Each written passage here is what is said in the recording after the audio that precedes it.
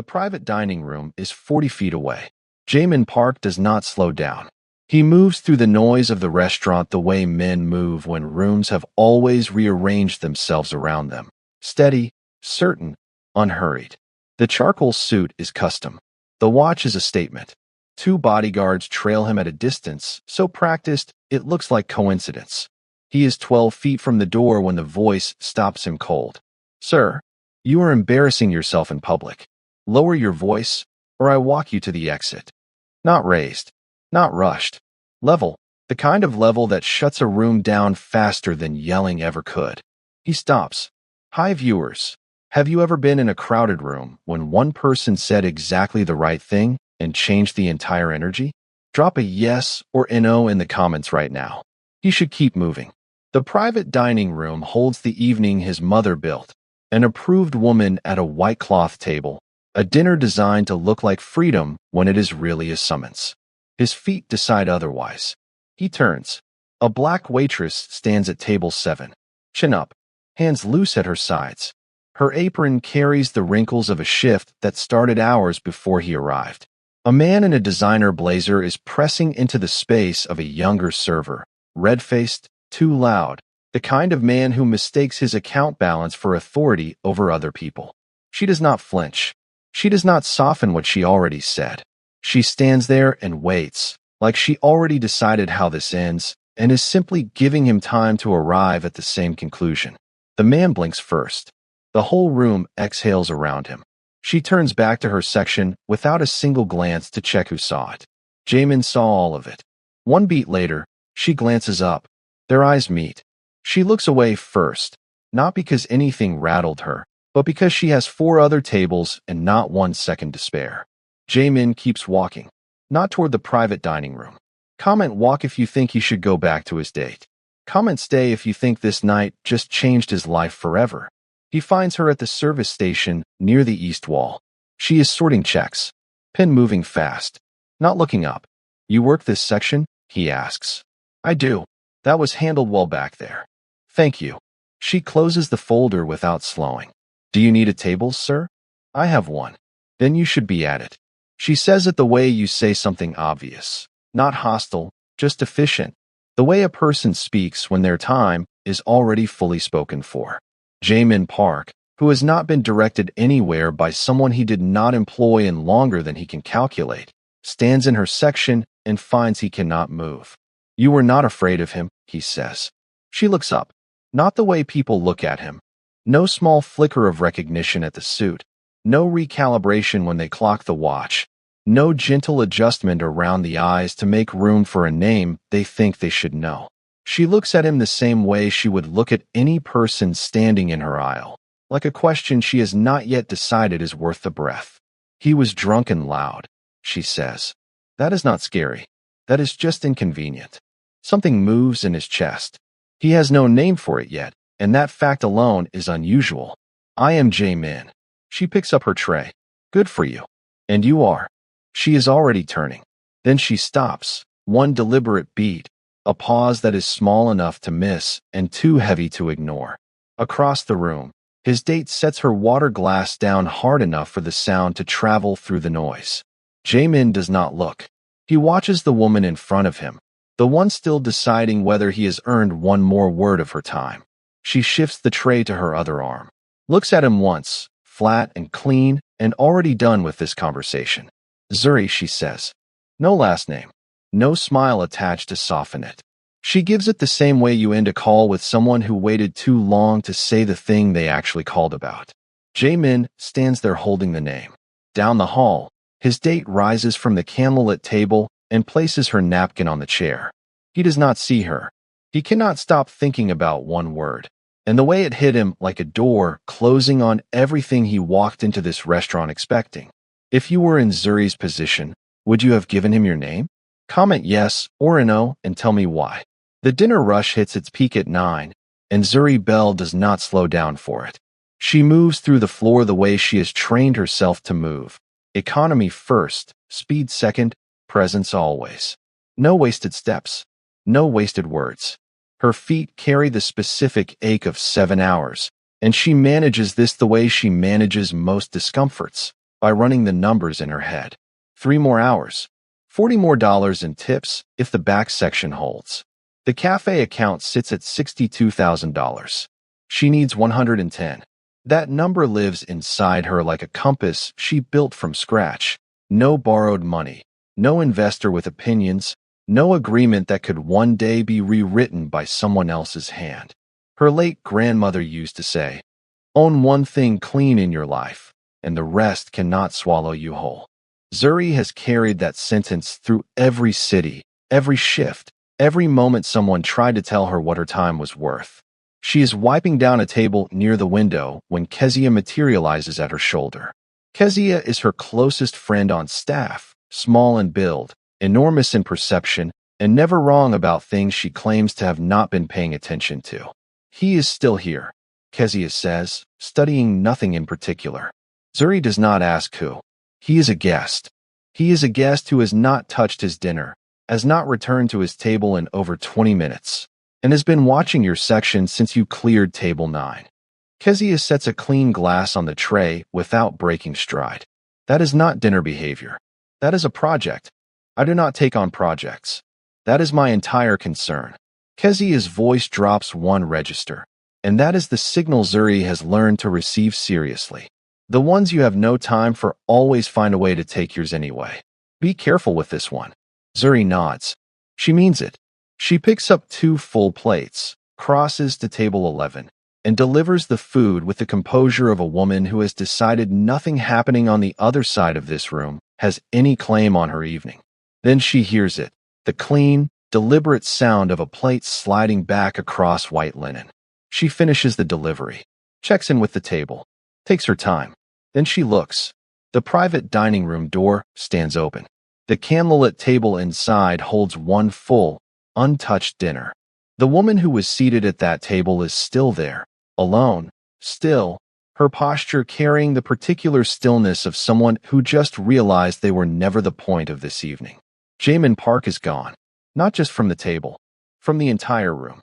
He sent back a dinner that cost $400 and walked out of an evening his mother arranged. And Zuri felt the shift in the air before she ever looked up to confirm it. Her hand tightens on the empty tray. She has a cafe to save for. She does not have time for this. If you were Zuri, would you stay focused on the dream or let curiosity win? Comment dream or curious below. He comes back the next evening. No date. No explanation he offers out loud. He has a reason prepared. A conversation with the floor manager about event arrangements for a private booking. The kind of business that almost requires his presence and more accurately does not. Zuri clocks him the second he steps off the elevator. She gives him 2 seconds of eye contact. Then she looks through him like a window at weather that is not her problem. He takes a seat at the bar. She is not his bartender. By 9 o'clock, she has caught him watching her section 4 separate times. Each time she gives him exactly what she gives every guest. The same clean professionalism. The same precise attention, not 1 degree warmer and not 1 degree cooler. No acknowledgement that he came back. No shift in her posture to let him know she noticed. It does not discourage him. It makes everything worse for him, and she can feel it, and she keeps moving anyway. Her last name. The voice arrives low and close. Jamin turns. Hansu stands at his shoulder, his family's longest-serving logistics advisor. A man whose face carries the specific flatness of someone who reaches conclusions before he finishes sentences. He sets a glass of water down without looking at it. Bell, Hansu says. He lets the word sit. There was a Bell family. Georgia. A restaurant property, a dispute, a transaction. 12, maybe 13 years ago. He pauses for exactly 1 beat too long. Your mother may remember the details. Jamin is very still. I could be misremembering, Hansu adds. He does not look like a man who misremembers. He walks away. Jamin stays at the bar. He runs the name backward through everything he has inherited, acquisitions, closed accounts, property transfers that looked cleaner on the documents than they were in the rooms where the decisions were made. Across the floor, Zuri refills a water glass at table 9. She carries herself like this room owes her absolutely nothing. And she made peace with that before she ever arrived. And for the first time since he walked into this restaurant 2 nights ago, Jaemin feels something that has nothing to do with how she looks or how she handles herself under pressure. It is heavier than that. It is the weight of a man beginning to understand that the woman he keeps coming back to look at may be standing in the exact shadow of something his family helped create a long time ago. He does not have a drink all night. He stays until closing. If Jaemin's family really had a connection to Zuri's past, should he tell her the truth or protect her from it? Comment tell her or protect her below. 3 nights later, she speaks to him first. Not because she has changed her mind about anything. Because it is her section and she is a professional, and he is at table 12 with an untouched glass of water and a menu he has not opened, sitting across from an empty chair like a man who decided stillness was a form of patience worth testing. She approaches the table. You are going to need to order something, she says, or give the table to someone who will actually use it. What do you recommend? That you get to the point. He looks up, and the thing that crosses his face is not what she prepared for. Not offense. Not the cool remove of a man accustomed to getting his way. Something closer to relief, like a room that has been waiting for a window to open. The duck, he says simply. I will have the duck. She writes it. She does not add anything. You have been here 14 months, he says. Her pen stops on the pad. 14 months and 3 weeks. She does not know why she corrected the number. She notices that she did. You came from Atlanta, he continues. Left a restaurant position there. It was not voluntary. The notepad is very still in her hand. Old habit, he says. Quietly. Not as an apology. As a fact. I run background research. I found enough to know that leaving was not your choice, and enough to understand what it cost you. He holds her eyes. I also know that most people would not still be standing the way you are standing right now. The foretop beside them erupts in laughter. The sound fills the space between them and makes the silence underneath it louder. You do not know me, Zuri says. No, he agrees. Flat. No flinch. But I recognize what it looks like when someone is building their way back from something they never should have lost in the first place. She studies him. There is a version of this moment where she sets down the notepad and walks away. The smarter version, the version Kezia would vote for. But there is nothing in his face that is performing anything. No calculation behind the words. He looks exactly like what he sounds like, a man surprised by something he cannot get ahead of. She almost smiles. She catches it before it forms and pulls it back behind her eyes. The duck takes 20 minutes, she says. I know. She turns toward the kitchen. His phone lights up on the table as she passes, screen facing up. One word in the contact bar. Iyama. The Korean word for mother. Zuri does not break her stride, but she saw it, and the look on his face when he noticed her notice. That is the thing she cannot stop thinking about for the rest of the shift. Do you think Jaemin's mother is about to become the biggest obstacle in this story? Comment yes, she will, or he will handle it below. And stay close, because the next is where everything between them changes. It is 11:47 when the last table clears. The side exit swings open and the cold Manhattan air hits Zuri Bell before she finishes tying her bag straps. She almost walks straight into him. Jaemin Park is standing against the wall outside, jacket folded over one arm. No bodyguards. No phone in hand. He is looking at the street the way a man looks at something he has not decided yet. He doesn't turn when the door opens. You didn't have to wait, she says. I know. She could walk past him. The night makes that choice loud and obvious. There is a cab at the corner. There is warm distance in every direction. Instead, she leans against the wall beside him because her feet ache and the wall is solid, and sometimes a solid wall is all a long shift needs. The air between them holds for a moment. My grandmother ran a food operation in Macon, Zuri says. She doesn't plan it. It arrives the way honest things do when the body is too tired to keep them behind the teeth. Not a formal restaurant. A building with mismatched chairs and a kitchen that smelled like cinnamon and garlic at the same time, all day, every day. She ran it for 22 years on her own terms. Didn't answer to a single person who didn't earn her yes. Jaemin is quiet. He doesn't reach for his phone, doesn't look for a place to put his hands. He stands still and receives every word she gives him, and she takes that as permission to give more. She used to say, Own one thing clean in your life, and the rest cannot swallow you whole. Zuri exhales. The breath fogs in the cold air and disappears. I watched her build that place from almost nothing. Then I watched other people decide one morning that what she built was worth less than what they wanted for it. What happened to it, he asks. Gone. Sold in conditions she didn't fully understand and was too proud to fight in front of her children. A pause, clean and steady. She died thinking she had failed something. She hadn't. The system around her failed. There is a difference between those two things, and it took me years to separate them. Jamin turns to look at her. Not cataloging. Not performing interest. Listening.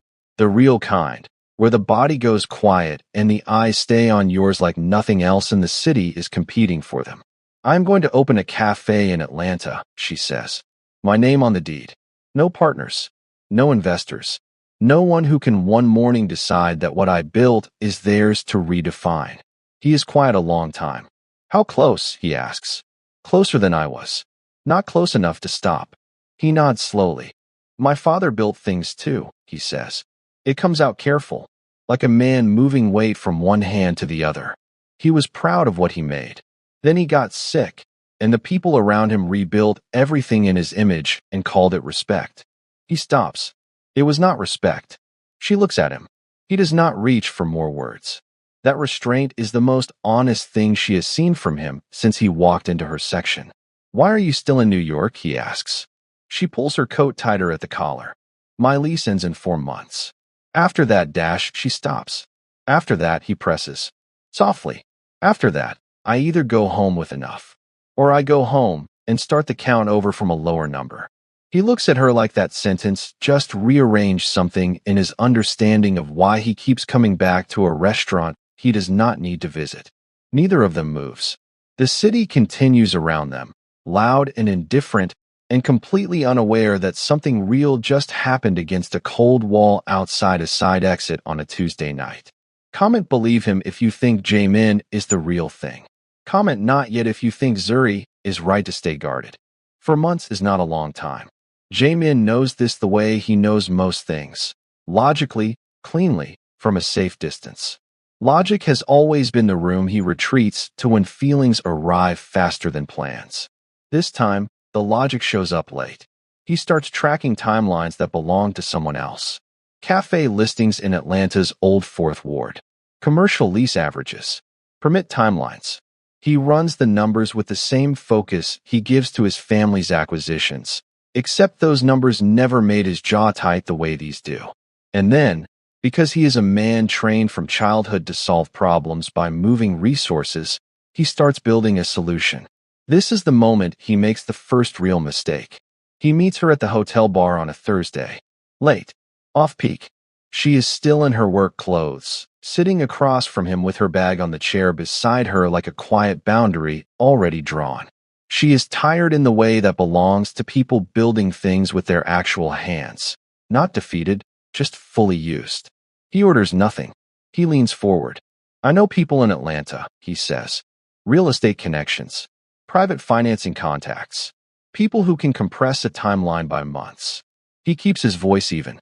Measured. I can make one call. Nothing public. Nothing that touches you directly. Just a door that opens a little ahead of schedule. She goes very still.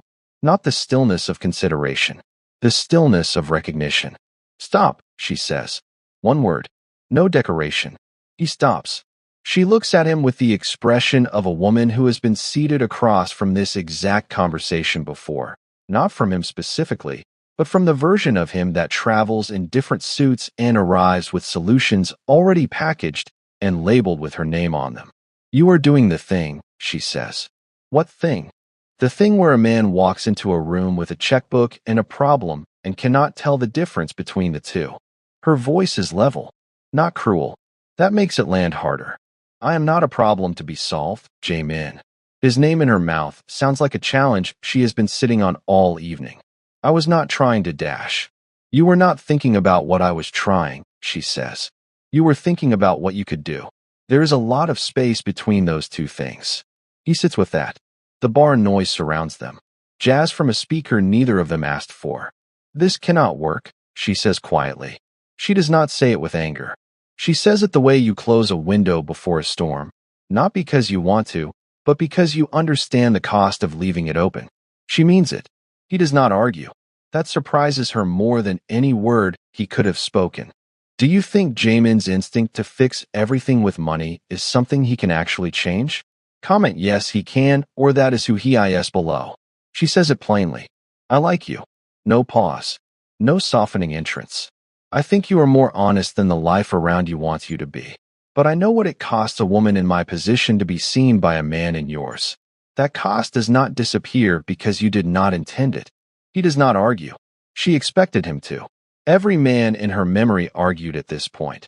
Restructured the pitch, came around the same door through a different angle, repackaged the original pressure in language that asked less and assumed more. Jamin sits with what she said. His face does not perform anything. Something in it simply adjusts, the way a foundation settles under new weight, slow and irreversible, quiet enough that you only notice it after. You are right, he says. She blinks. About the distance, he says. Between what I wanted to do and what you needed. You are right. She has no prepared response for that sentence. She sits with the unusual quiet of a conversation that arrived somewhere true without either of them planning the route. I still think you should have more time, he says. I am going to have exactly the time I build. He nods once. No pushback. Then, because he cannot fully separate himself from who he was built to be, he reaches into his jacket. A folded card. A single name handwritten on the back. A property contact in Atlanta's Old Fourth Ward who carries a long-standing debt to the Park family that Jamin has decided to collect in a different currency entirely. No money, he says, setting it between them on the table. No conditions attached. Just a name. Use it or don't. She stares at the card. This is still you solving it, she says. I know. He stands and lifts his coat from the chair. It is the smallest version of that instinct I know how to manage right now.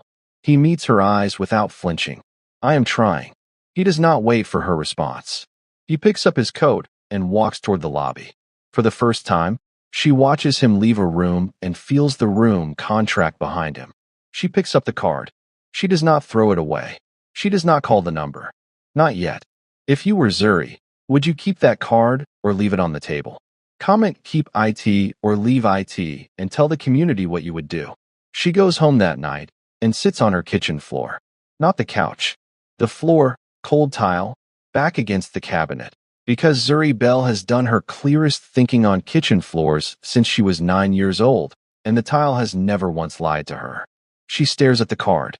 It does not look like money. That is what worries her. 2 days pass. She works her shifts. She does not call the number. She does not throw the card away either. It sits on her counter between a jar of dried hibiscus and a lease renewal she has not signed. Then Kezia calls on a Wednesday morning. He came back. Kezia says, no greeting. Asked the floor manager what time your next shift started.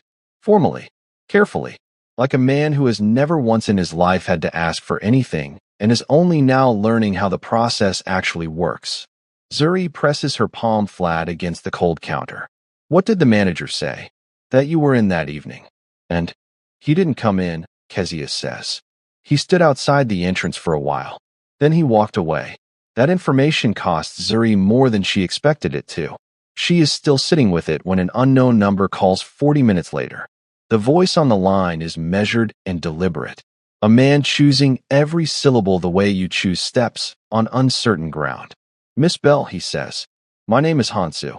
I believe you may already be aware that your family's restaurant in Georgia did not close simply because of hard times. Her grip on the phone tightens. The property was acquired through a third party in 2012, he continues. That intermediary had a direct relationship with the Park family's investment arm. The debt your father carried going into that period was restructured without his knowledge. The terms were adjusted after the original agreement was signed. The acquisition was clean on paper. He pauses. It was not clean. Zuri does not speak. Someone asked me to find out whether what he suspected was true, Hansu says. Finding out changed what he intended to do about it. He does not know I am calling, but he has been sitting with those documents for 2 days. He has not slept well. The call ends. Zuri stays on the kitchen floor for a long time. The cafe account. Her grandmother's voice. The card on the counter. Her father's face the year he lost the restaurant and spent 3 months not knowing where to put his hands. The man who kept coming back to her section is connected, by name, by family, by years of machinery she never saw the inside of, to the exact thing that took what her family built. She is furious, and she is something else she does not have a clean word for. Sitting alone in a Manhattan kitchen, understanding that her loss and his guilt were shaped by the same blueprint. She picks up her phone. She does not call Jamin. She calls her father. And what her father tells her in the next 10 minutes changes everything she thought she already knew about the night they lost everything. Subscribe to this channel right now and turn on every notification, because 10 is this entire story was built toward, and you do not want to find out what happens next from someone else's comment section. There is a board meeting on the 14th floor of the Park Group's Manhattan offices on a Tuesday morning. Jamin does not sit down when he enters. His mother sits at the head of the table, where she always sits, because controlling the head of a room is how she has managed every room for 30 years. 3 senior advisors hold their folders like shields. Everyone in this room has been paid, at some point, to confirm her conclusions. Jamin sets 3 documents on the table. No preamble, no seat, no apology. The first is a property restitution record. The second is a financial calculation covering 11 years of lost commercial value from the Bell family's restaurant, built by his own family's accountants, which leaves no room for argument. The third is a letter on Park Group letterhead, signed in his name, acknowledging the irregular acquisition of the Bell property in 2012 and committing to a full legal correction. No intermediary, no sealed agreement. No clause written to protect the family's name at someone else's expense. His mother reads the first page. Her face does not move. This will cost us, she says. It already costs someone else more, he says. She is a waitress. She is the woman I am choosing. The room holds that sentence. Nobody breathes into it. You will lose the Shin family arrangement, his mother says. Yes. The third quarter partnership. Yes. You will lose Dash. I know what I am losing. He meets her eyes and holds them. I also know what this family already took from someone who never got to see it returned. I am going to fix that first. Everything else gets handled after. He does not wait for a response. He does not need one. He finds Zuri at the end of her shift, outside the same side exit, against the same wall where they first stood in the cold and said true things to each other without planning to. He hands her the letter. She reads it under the exit light, both hands around the paper. He watches her face move through something private and layered that belongs entirely to her, and he does not try to name it, guide it, or fill the silence around it with anything that would make it easier for him. This does not give my father back the years, she says. No, it does not fix what those years cost him. No, he says, it doesn't. She holds the letter against her chest with both hands. You didn't have to do this, she says. Yes, I did. Simply, no performance around it. Not because of you. Because it was the right thing, and I was the person in the position to do it. He pauses. You are not the reason I did this. You are the reason I finally stopped finding reasons not to. She looks at him for a long time. She does not say yes immediately. That is not who she is, and he understands that now. Understands it the way you understand something you did not learn from a book, but from standing still long enough to let it teach you. I am going home to Atlanta in 4 months, she says. I know. I am opening the cafe. I know. My name will be on the deed. Only yours, he says. That was always going to be only yours. Something in her face, quietly and finally, lets him in. 14 months later, on a Tuesday morning in October, Zuri Bell's Cafe opens in Atlanta's Old Fourth Ward. The sign above the door is small and black, painted in letters she chose and brushed herself. The yam porridge is on the menu every single day because her grandmother made it that way, and that is reason enough. The coffee is strong. The music is low. The rules belong entirely to her. On the shelf near the window, beside a jar of dried hibiscus and a small plant she has refused to let die, sits a postcard from Manhattan. No message on the back. Just a name written in handwriting that belongs to a man still learning that fewer words can carry more weight when you mean every single one of them. She goes back behind the counter. She has a cafe to run. She owns it clean. If this story moved you, if Zuri's strength, her refusal to be bought or broken, spoke to something true in your own life, drop a comment below and share what it meant to you. Your words in that comment section might be exactly what a stranger needs to read today. Stories like this stay alive because people like you show up, listen, and pass them on. Subscribe to this channel right now. Turn on every notification so you never miss a story built to move you. And share this with one person in your life who needs to hear it. Every comment, every share, every new subscriber is how the next story gets told. And we are just getting started.